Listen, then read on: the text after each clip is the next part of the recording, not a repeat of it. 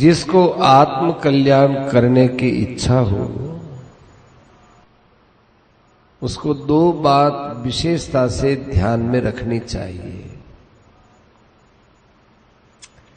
पहली बात भगवान का नाम जप और दूसरी बात भगवान के स्वरूप का ध्यान करना।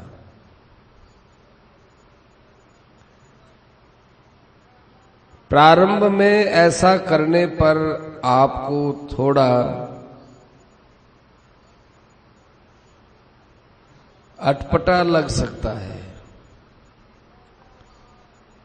मन भी नहीं लगेगा, स्वरूप भी कौन सा ध्यान करे, ऐसे ऊहापोह भी रहेगी। परंतु आप करते जाइए, ऐसा करते करते भगवान का नाम जप और भगवान का ध्यान ये दोनों अपने आप होने लगेगा। इसका शुरू में अभ्यास का तरीका बताते हैं। पहले नाम का अभ्यास थोड़ा जोर से करे, बोलते हुए राम राम राम राम राम राम राम राम ऐसे करे। फिर आहिस्ता आहिस्ता करे, राम राम राम राम राम राम राम राम राम राम ऐसे। फिर एकदम होठों से करे, फिर श्वास से करे, फिर मन से करे। इस प्रकार से नाम जप करते करते दृढ़ अभ्यास हो जाए तब नाम अपने आप होने लगेगा। अपने आप भी ऐसा होगा कि आप उसको छोड़ना चाहेंगे तो छूटेगा नहीं।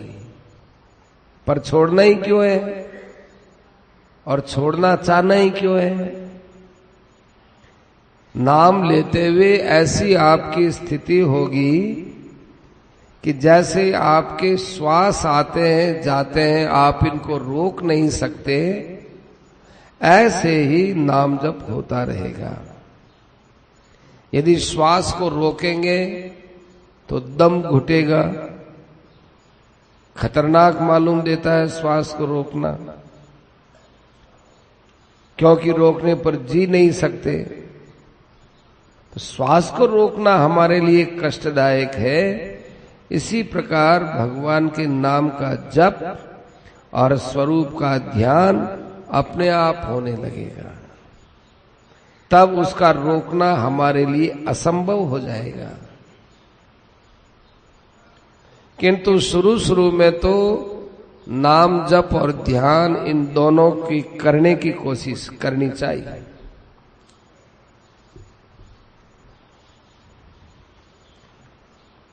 एक बात आपको और बता दें कि आप ये आशा मत रखना, इस आशा से भजन ध्यान मत करना कि ये भजन ध्यान होगा उस दिन अपने आप ही हो जाएगा।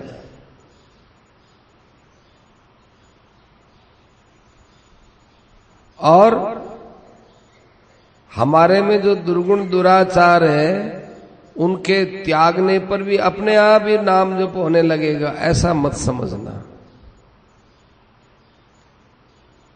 क्यों? ये तो अच्छी बात है।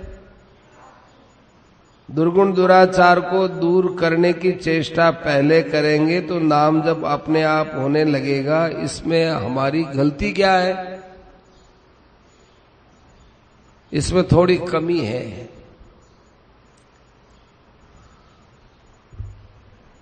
कारण कि दुर्गुण दुराचार को मेटने में ही लग जाएंगे और मृत्यु आ गई तो हमारा जन्म हो सकता है। कारण कि भजन तो बना नहीं, दुर्गुण दुराचार मिटे नहीं। ऐसी स्थिति में पुनर्जन्म हो सकता है। और भजन ध्यान करने का अभ्यास करता रहे और हमारे में दुर्गुण दुराचार हो तो मरने के समय भजन ध्यान की आदत यदि रह जाएगी तो उसमें हमारे कल्याण की गुंजाइश है।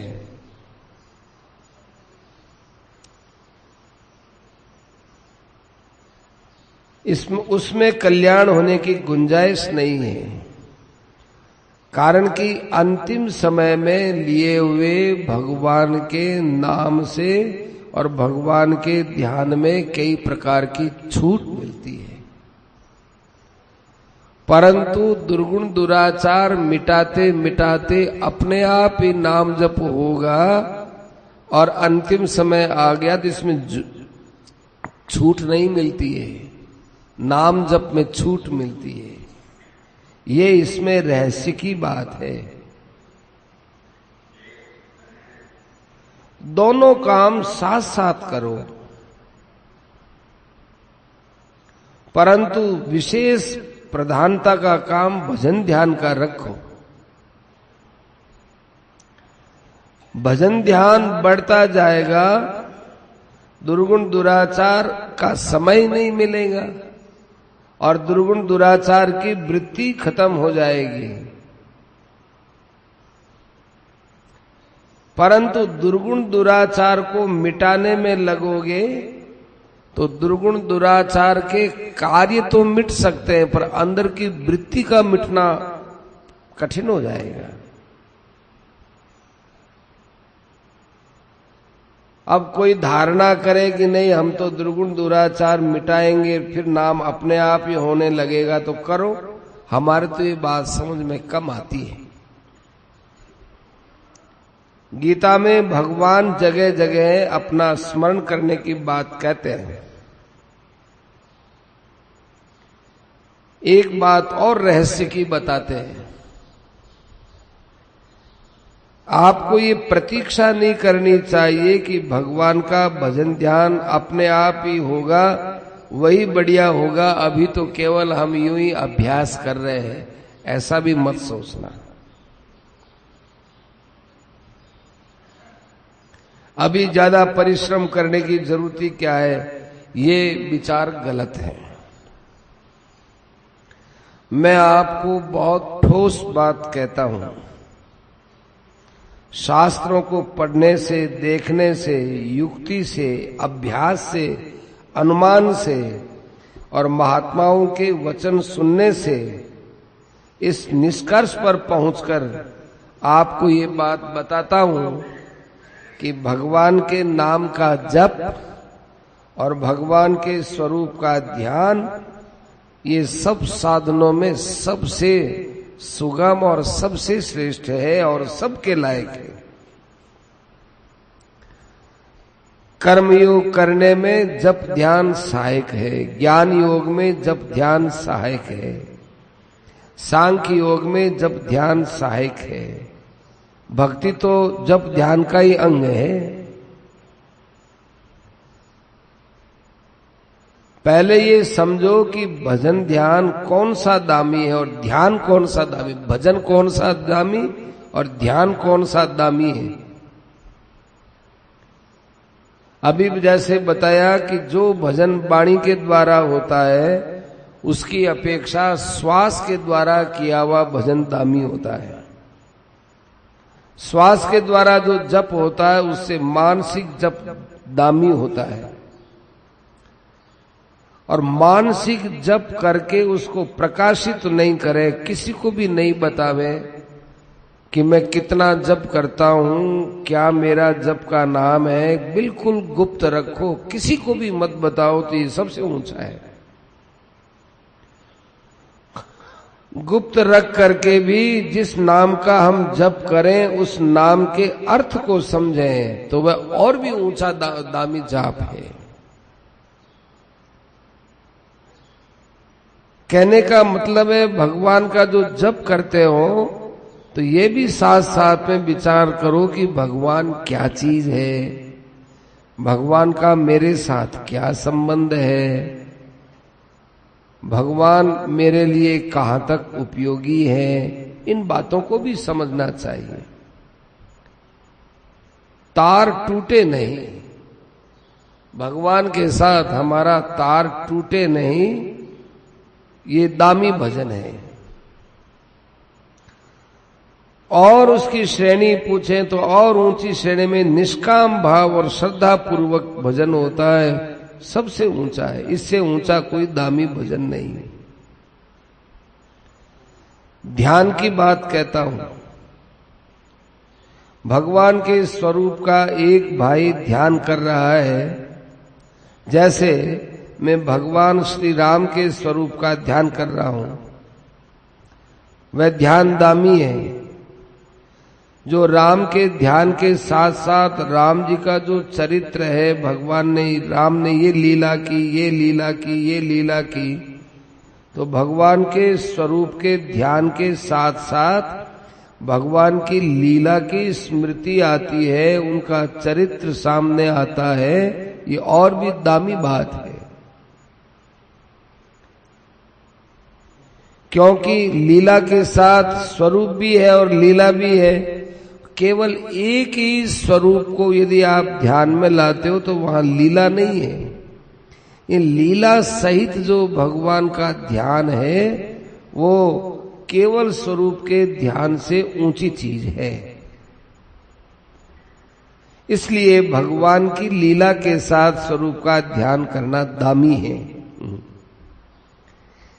लीला के साथ साथ उनकी प्रत्येक लीला में भगवान के गुणों को देखता रहे, क्योंकि भगवान की कोई लीला गुणों से खाली नहीं होती। चित्रकूट में भगवान के गुणों को देखो, कैसे वे भरत जी से प्रेम से मिलते हैं। पंचवटी में देखो तो कैसे भगवान पंचवटी में लक्ष्मण जी को उपदेश देते हैं। मारीच के पीछे भगवान दौड़ते हैं तो कैसी कृपा करते हैं। सुग्रीव के साथ कैसी मित्रता की बातें करते हैं इत्यादि। गुणों के साथ भगवान की लीला में अंदाजा लगाया जाए कि अच्छा ये गुण भगवान की इस लीला से सिद्ध होते हैं। ऐसे अपने मन में भगवान के गुणों को सिद्ध करो। जब भगवान के गुणों को याद करेंगे तो आपको जगह जगह भगवान की दयालुता के दर्शन होंगे।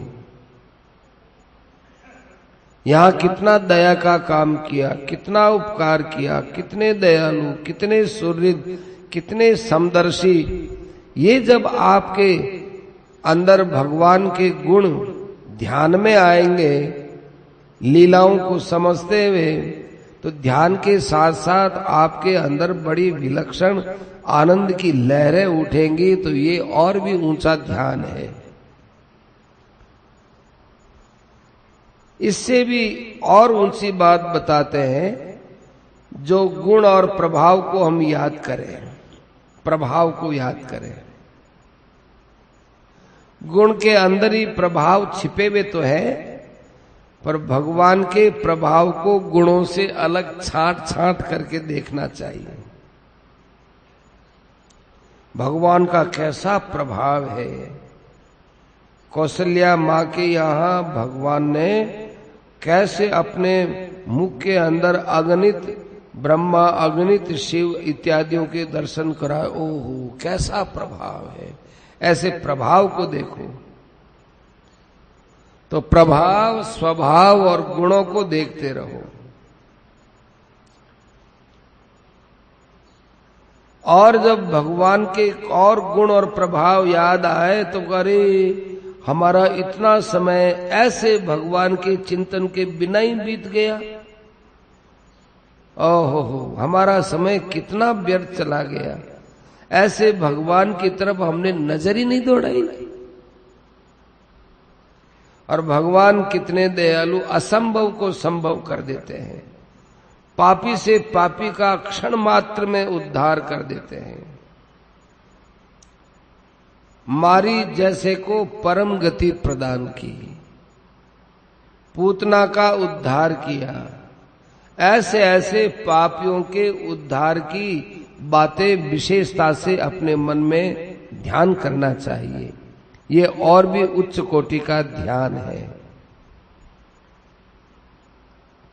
और ऐसे ध्यान के साथ साथ भगवान के स्वरूप का तो ध्यान चल रहा है, उसमें आप भगवान से भगवान के दर्शन, भाषण, स्पर्श, वार्तालाप ये सब करते रहे, ध्यान में भगवान से बातें करें और ऐसा ध्यान करें कि मेरा जो सिर है ये भगवान के चरणों से यूं स्पर्श किया हुआ है, चरणों में।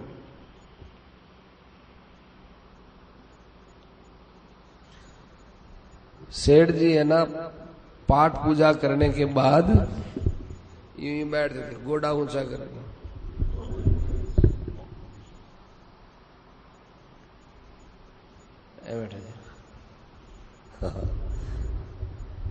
पालगोटी को नहीं मारी जाए मारू, यूं को नहीं वे पालगोटी मारो को नहीं मारी जैसे, और बाजू यूं को नहीं वे।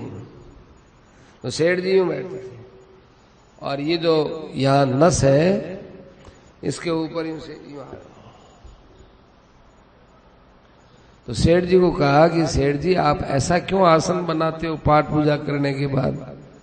तो सेठ जी ने कहा कि यहाँ की जो नस है, यहाँ की टक टक टक टक आवाज आती है, उसमें से मैंने नाम जप चालू किया था शुरू में, बच्चा था तब, छोटा था, यूं करते करते अरे राम राम राम राम राम राम, तो तब से ये मेरे साधन यहां से पैदा हुआ। फिर ऐसा करते करते मेरे ध्यान हुआ कि मैं तो भगवान के चरणों में अपना सिर दिया हुआ हूं, ये बात है। तो भगवान का स्पर्श, भगवान के साथ भाषण, वार्तालाप, भगवान के दर्शन, सबका ध्यान करो, बहुत शांति और आनंद मिलेगा। संसार का सारा दुख जहर की तरह उतर जाएगा। तो भजन माने नाम जप और ध्यान माने भगवान के स्वरूप का ध्यान। अब ये बात आई है कि ऐसा भजन, ऐसा ध्यान होवे कैसे? तो भाई सबसे पहले तो आपके मन में लालसा रहेगी तो सब बात बैठ जाएगी, बताने वाला भी मिल जाएगा।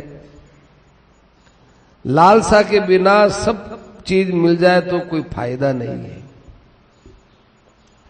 ज्यों ज्यों लालसा आपकी बढ़ती जाएगी त्यों त्यों भगवान भी आपके नजदीक आते जाएंगे। ये पहला उपाय है। दूसरा उपाय यह है कि आप भगवान से बढ़कर संसार में किसी को भी न माने, पदार्थ को, व्यक्ति को, किसी को भी। भगवान से बढ़कर कोई है ही नहीं, सबसे बढ़कर भगवान है। इसलिए मुझे भगवान का भजन ध्यान करना है। और भी उपाय है। ऐसी धारणा बनावे कि भगवान से बढ़कर कोई नहीं है और भगवान के भजन ध्यान से बढ़कर कोई साधन नहीं है। ये दोनों धारणा हो जाए, फिर देखो सत्पुरुषों का संग मिल जाए और सत्शास्त्रों का स्वाध्याय मिल जाए, उससे तो भजन ध्यान में नई रंगत आ जाती है। फिर श्रद्धा भी बढ़ती है। भगवान के गुण, प्रभाव, तत्व, रहस्य की बातें सुनने तो भगवान में श्रद्धा होती है। श्रद्धा होने से प्रेम होता है। प्रेम पूर्वक भजन ध्यान करना सबसे ऊंचा है। निष्काम भाव जितना बनता जाएगा उतना प्रेम आपका अंदर से प्रकट होता जाएगा। श्रद्धा क्या, विश्वास क्या कि बस हमारे लिए तो भजन ध्यान ही कल्याण करने वाला है। कई लोग धन के लिए, ऐश्वर्य के लिए भगवान का भजन ध्यान करते हैं। शरीर निरोग रहे कि भगवान का भजन ध्यान करो, नाम जप करो, इतना जप करेंगे बीमारी दूर हो जाएगी, इतना जप करो इस प्रकार से हमको धन मिल जाएगा। पर ये कोई बहुत ऊंची बात नहीं है। भगवान ने तो भगत माना है, आर्तो जिज्ञासुर अर्थार्थी, अर्थार्थी को अपना भगत तो माना है, परंतु सबसे ऊंचा भगत तो निष्काम भाव से प्रेम करने वाले को माना है। हम तो कहते हैं कितनी बड़ी भारी आफत आ जाए, संकट आ जाए, तो भी भगवान के भजन को आफत संकट से दूर करने के लिए उपयोग नहीं करना चाहिए। कोई बहुत ऐसी आफत आ जाए द्रौपदी की तरह से यदि कहा जाए तो श्रेष्ठ है, कोई बात नहीं है। परंतु द्रौपदी के भाव में कुछ और बात थी। अगले व्यक्ति पाप कर रहे हैं, उन पाप से बचने के लिए द्रौपदी का संकट ये नहीं था कि भरी सभा में मेरी बेइज्जती हो रही है। द्रौपदी का ये संकट था कि भरी सभा में ये इतना बड़ा पाप कर रहे हैं, इनको बचाने के लिए आप सहायता करो। कितना ऊंचा भाव है। भगवान में अनन्य प्रेम और श्रद्धा है, ये भगवान से मांगने पर सकाम भाव नहीं होता। समय बड़ा मूल्यवान है। एक क्षण भी हम जीना चाहें और उसके बदले में लाख रुपया खर्च करें तो ऐसा संभव नहीं है, इतना मूल्यवान है। आप ढीले साधन से चलते हो, साधन भजन में ढिलाई मत करो, दुनिया के काम में ढिलाई कर सकते हो। पता नहीं कब मर जाए। भगवान ने हमको ये जानकारी नहीं दी कि हम कितने वर्षों में मरेंगे, ये भगवान की कृपा है। मान लो हमको ज्ञान हो जाए कि 80 वर्ष में हम मरेंगे, तो हम सोचेंगे अभी तो हम 40 वर्ष के हुए हैं, 40 वर्ष बाकी है। अभी तो 50 के हुए, 30 वर्ष बाकी है। 60 हुए तो अभी तो 20 वर्ष बाकी है। 70 हुए तो 10 वर्ष बाकी है। 78 हुए तो अरे 2 वर्ष बाकी है। क्या है, बहुत है। 1 वर्ष बीत गया तो अभी तो 1 वर्ष बाकी है। अरे 6 महीने बाकी है, कोई बात नहीं, 2-4 दिन होगा तब देखा जाएगा। क्योंकि एक नाम से भगवान कल्याण कर देते, तो 2-4 दिन तो बहुत है। पर 2-4 दिन रहे तो उस समय भजन नहीं होगा। इसलिए भगवान ने हमको अपनी आयु का ज्ञान नहीं कराया, बड़ी भारी कृपा है। क्योंकि हमारे मन में ये बात बैठी रहनी चाहिए कि क्या पता कब चले जाए, क्या पता कब चले जाए, उससे भजन तेज होता है। एक कहानी याद आ गई। एक राजा बड़े विषयी थे, उनके अनेक स्त्रियां थी। उस राजा के राज्य में एक महात्मा रहते थे। महात्मा के मन में आया कि मैं चारों तरफ यही बात सुनता हूं कि हमारे इस देश का राजा बड़ा विषयी है। यदि राजा का सुधार हो जाए तो प्रजा का भी सुधार हो जाए।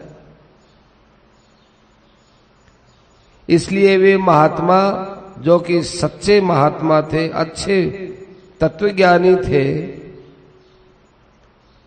वे महात्मा वहां लोगों से मिलने जुलने लगे। फिर राज्य के कर्मचारी, हाकम वगैरह वो भी आने लगे। सब पर ये छाप पड़ी कि अरे हमारे राज्य में इतने उच्च कोटि के महात्मा रहते हैं।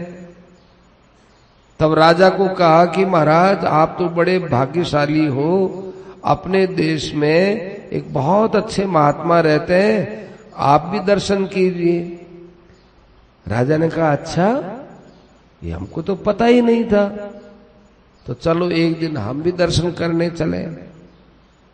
राजा दर्शन करने आए। महात्मा ने पूछा, महाराज राज का काम छोड़ करके आप हमारे पास किस काम से आए हैं? तो राजा ने महात्मा के सामने सब बात कह दी। कहने लगा कि महाराज मेरे बहुत रानियां हैं और मैं संसार के भोगों से तृप्त हुआ नहीं हूं, इसलिए कोई आप उपाय बताओ। महाराज ने कहा बता देते हैं। ठीक है, एक बोतल लाए। महात्मा ने इस बोतल में से 3 बूंद डालकर कहा कि अब इसको पी लो, और पिला दिया, और उस पूरी बोतल को महात्मा पी गए। राजा ने वैसा ही किया, 3 बूंद औषध पी ली। उससे राजा को बड़ा भारी नशा आ गया। नशा आ जाने के कारण से वह भोगों में ही पड़ा रहा। मादक औषधि का असर 3 दिन तक रहा। 3 दिन के बाद उस राजा को होश आया, खुश हो गया, कहा कि अरे ये महात्मा तो बड़ा उच्च कोटि का है। उस मूर्ख राजा को ये मालूम ही नहीं था कि महात्माओं के लक्षण क्या होते हैं। उसने देखा कि जो हमको नशा देकर के भोगों में पड़े रहने की शक्ति देवे वही महात्मा। इस नशे की करामात देकर राजा की श्रद्धा महात्मा पर खूब बढ़ गई। फिर वो उनके चरणों में आया और कहने लगा, महाराज ऐसी बढ़िया आपने औषधि दी, 3 दिन तक मेरे नशा रहा, और दीजिए। महात्मा ने कहा लो, फिर लो। फिर 3 बूंद दे दी, और महात्मा ने फिर उस पूरी बोतल को पी लिया। महात्मा से राजा ने कहा, महाराज इस 3 बूंद के लिए मुझे बार बार आपके पास आना न पड़े, सदा के लिए ये चीज मुझे दे दो, ये पूरी दवाई मुझे दे दो, ताकि मैं भोगों में संतुष्ट रह सकूं। तो महात्मा जी ने कहा, देखो भाई, घर ले जाने के लिए तो मैं तुमको बोतल नहीं देता हूं, चलो यहीं पिला देता हूं, ये पूरी बोतल पी लो। राजा ने कहा, महाराज 3 बूंद औषध से इतना नशा रहा तो पूरी बोतल से जाने कैसा नशा रहेगा। महात्मा ने कहा कि आयु पर्यंत तुम निश्चिंत हो जाओगे, फिर कभी तुमको दवाई लेनी ही नहीं पड़ेगी। अब वो बोतल पी, महात्मा ने पिलाई वो, और राजा वहीं नशे में चूर होने लगा। तब महात्मा ने राजा को सुनाते हुए कहा, अरे रे महाराज, महाराज बड़ा अनर्थ हो गया, बड़ा अनर्थ हो गया, बड़ा अनर्थ हो गया, ऐसे चिल्लाने लगे। राजा भी घबराए, क्या महाराज कोई भूल से जहर दे दिया क्या? ऐसा क्या अनर्थ हो गया? अरे रे रे रे, अब क्या बताएं महाराज, बड़ा अनर्थ हो गया, महाराज बड़ा अनर्थ हो गया। राजा ने फिर कहा, महाराज बताओ तो सही क्या अनर्थ हो गया? जहर पिला दिया, क्या बात है, आप किसी वैद्य को बुलाए और कुछ करे, उपाय करे, चला तो गया जहर, बताओ तो सही। बताते भी नहीं। अरे महाराज क्या बताए, बड़ा अनर्थ हो गया, बड़ा अनर्थ हो गया। अब कुछ भी नहीं हो सकता। पिला दिया वो तो पिला दिया, चला गया वो पेट में चला गया, अब वापस तो वो कुछ होने वाला नहीं है, अब तो इसका प्रभाव पड़ेगा ही। तो महाराज बताओ तो सही। महात्मा ने क्या बताए महाराज, आज के 3 दिन के बाद आपकी तो मौत होने वाली है।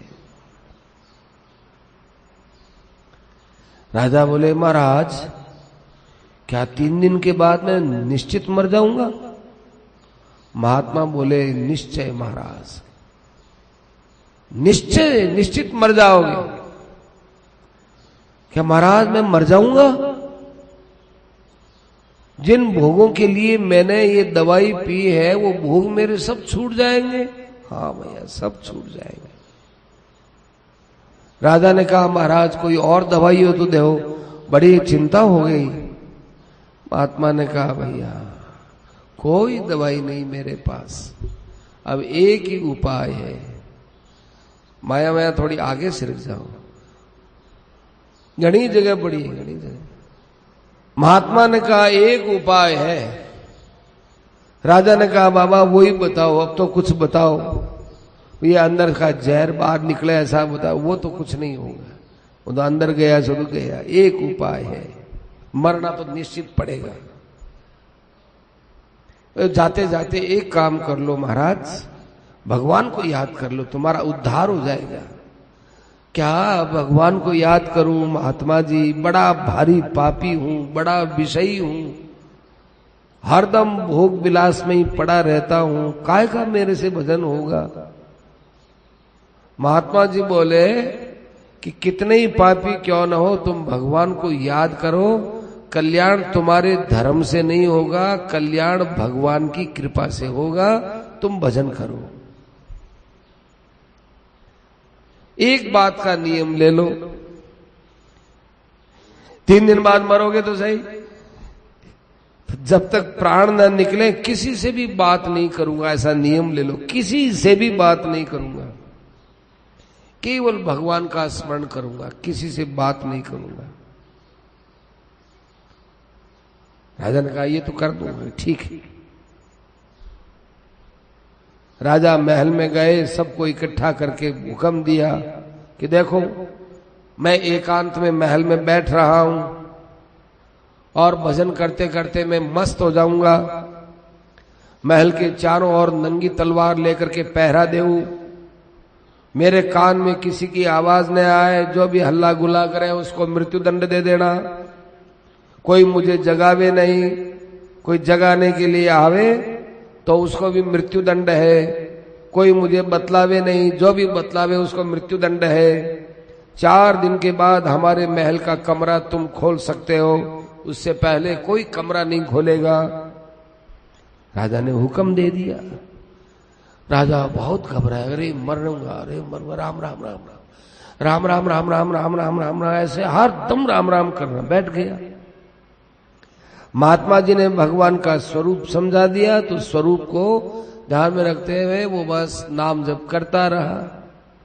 नाम जप करते करते मस्ती आ गई और उस मस्ती में राजा की समाधि लग गई, और समाधि पे लगते लगते उसको 7 दिन बीत गए। 7 दिन के बाद समाधि खुली। कर्मचारी लोग केवल देखते रहे कि भाई अंदर से आवाज आएगी, खटखटाएंगे तभी किवाड़ खोलेंगे, खोलेंगे नहीं। 7 दिन के बाद राजा ने किवाड़ खुलवाए तो लोगों ने किवाड़ खोला। राजा ने पूछा क्यों भाई, 3 दिन हो गए क्या? कर्मचारियों ने कहा नहीं महाराज, 3 दिन नहीं 7 दिन हो गए। आप जिस दिन बैठे थे उस दिन पूनम थी, पूर्णिमा, और आज सप्तमी है। अच्छा आज सप्तमी है कि हाँ, 7 दिन हो गए। तब राजा ने विचार करके कहा कि महात्मा तो 1 नंबर का है, चलो हम उस महात्मा के पास जाएंगे। राजा महात्मा के पास गए, कहने लगे महाराज मैंने आपसे अपनी मृत्यु से बचने का उपाय पूछा था, आपने कहा कि तू 3 दिन में मर जाएगा। महाराज मैं तो 7 दिन हो गए मरा नहीं, आपकी 3 दिन में मरने की बात तो झूठी हो गई। महात्मा लोग तो कभी झूठ बोलते ही नहीं है, आपकी वाणी झूठी कैसे हो गई? महात्मा बोले मैं बाकी है, ये मैं नहीं मरा है। राजा बोले मैं अहंकार तो मेरे में नहीं, मैं जो रूप अहंकार है वो मेरे में नहीं है, किंतु मेरे शरीर तो, मेरा शरीर तो है ना। महात्मा ने कहा कि तुमने ये नहीं कहा कि मैं मर जाऊंगा, और मैंने कहा कि निश्चय मैं मर जाएगी, तो मैंने तुमसे मैं मरने की बात कही थी, तुम्हारे शरीर के मरने की बात थोड़ी ही कही थी। तुम्हारा मैं मर गया कि नहीं? राजा बोले महाराज अब तो बात ठीक है, भगवान का ज्ञान हुआ कि नहीं, अहंकार का नाश हुआ कि नहीं? तो महाराज वो तो सब हो गया, अब एक प्रश्न बाकी रह गया कि क्या? महाराज 3 बूंद बोतल के उसमें से आपने मुझे दवाई दी थी, मैं उन्मत्त तो हो गया। और आप ये रोज एक शीशी पीते हो, आपके तो कोई फर्क नहीं देखते हैं, क्या बात है? आप उन्मत्त क्यों नहीं होते? आप पर असर क्यों नहीं होता? महात्मा जी बोले, तुमने भी तो एक बोतल पी थी, तुम कहां बेहोश हुए, तुम्हारे पर असर हुआ क्या? कि राजा बोले, नहीं महाराज, मुझ पर असर होने की बात थी कि एक ही बात याद आती कि 3 दिन में मर जाऊंगा, 3 दिन में मर जाऊंगा। वो 3 दिन के मरने के भय से मेरे ऊपर कोई नशा चढ़ा ही नहीं। महात्मा जी बोले कि तुमने तो ये समझा कि 3 दिन के बाद मैं मर जाऊंगा, इसलिए तुम्हारे नशा नहीं चढ़ा। पर मैं तो समझता हूं कि प्रातः काल के बाद सायंकाल आएगा कि नहीं आएगा, सायंकाल के बाद प्रातः काल आएगा कि नहीं आएगा। मुझे तो हर क्षण मौत दिखाई देती है, 3 दिन की जरूरत ही नहीं है। अब बताओ मेरे पर कैसे असर होगा? महाराज बोले, राजा बोले कि महाराज अब मैं समझ में आ गई बात कि मनुष्य को भगवान का ध्यान करते हुए भजन करें, पर ये भी देखें हम मौत के मुख में पड़े हुए हैं। इस कहानी से आप ये समझो कि मनुष्य मृत्यु को नजदीक देखे और उसके भय से भगवान की स्मृति करे। दामी से दामी भजन और दामी से दामी ध्यान बताया है। सज्जनों, समय बड़ा मूल्यवान है। लाखों रुपया देने पर भी एक दिन का समय जीने के लिए मिल जाए असंभव है। आप समय को यूं ही खो रहे हो। मृत्यु दौड़ी दौड़ी आ रही है। जप और ध्यान उच्च कोटि का साधन कर सकते हो, उसकी जगह दुनिया की चर्चा करते हो, निंदा करते हो, झूठ कपट करते हो, पाप करते हो। उसी समय में क्या हो सकता है, उस समय में आप क्या करते हो? खास बात मैंने आपको बताई है। लाख कोशिश करने के बाद भी हमको ये समय मिलने वाला नहीं है। बहुत उच्च कोटि की बात और बहुत उच्च कोटि का साधन बताया है। भगवान में श्रद्धा करो, प्रेम करो और भगवान के लिए ये समय लगाओ। कई भाइयों ने कहा कि अपने मन में जो बात आई है वो भी कहें, तो ये मैंने आपको संक्षेप में बात बता दी। अब और मेरे मन में दूसरी बात है, वो और सुनिए, वो कल सुनाएंगे।